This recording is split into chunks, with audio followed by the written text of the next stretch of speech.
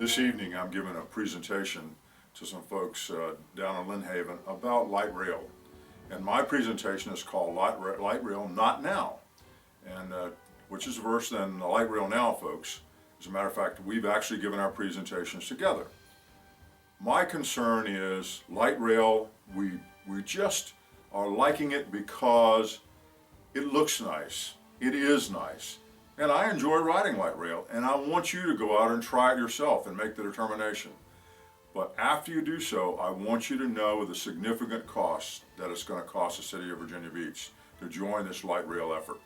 I also want you to know it is not what we need for the city of Virginia Beach. Love to have it, but it's just too expensive. Here's what their estimate says. $807 million is what you're going to see on the Light Rail Now presentation. Add the 40% overrun that happened on the Norfolk Light Rail, and that puts you up to about $1.2 billion with a B dollars. That's going to be too much for us. That means that every man, woman, and child is going to have to owe about anywhere from $1,400 to $1,700 just to build a light rail. The fact that supposedly the federal government is going to pay 53%, the state is going to pay somewhere in the 20s, and we pay the rest, that's great, except the federal government doesn't have money to invest in light rail now. Neither does the state, and we certainly don't. It's going to have to raise your taxes in order to support it. And we're just talking about building it. We're not talking about actually operating it and making it go for the next 20 or 30 years, because that's how long it's going to last, or even more.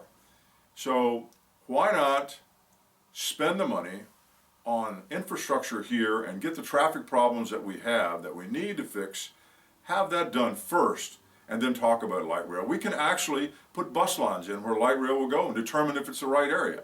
I say it's not.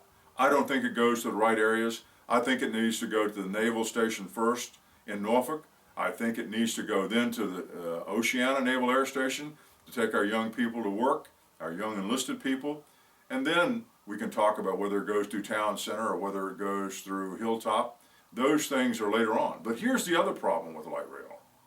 Light rail will never come close to paying for itself because it only moves one thing. It moves people.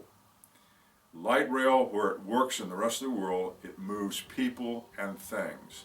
We haven't thought this light rail out. We're simply trying to add on to help Norfolk out of a situation that they shouldn't have gotten into in the first place.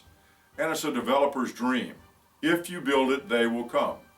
In this type of economy, I don't think so. Not when we're in an economic downturn, and the Navy is looking to move things out.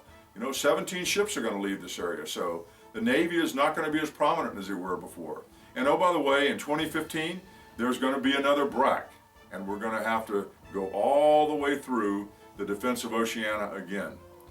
Put that in the guise of supporting light rail right now. And I don't think we can. I think it's not time for it. I think it's time to do some more research. And in fact, we're voting on light rail before we even get the impact study back that we spent $6 million on. That makes no sense to me either. Say no to light rail this fall on November 6th, and then we'll go back and take a look at what should be light rail for the future of Hampton Roads rather than just Virginia Beach. Thank you very much. Golden for Virginia Beach City Council, a leader for our time. This video was authorized and paid for by the Conservative Coalition of Hampton Roads PAC. You too can make a difference.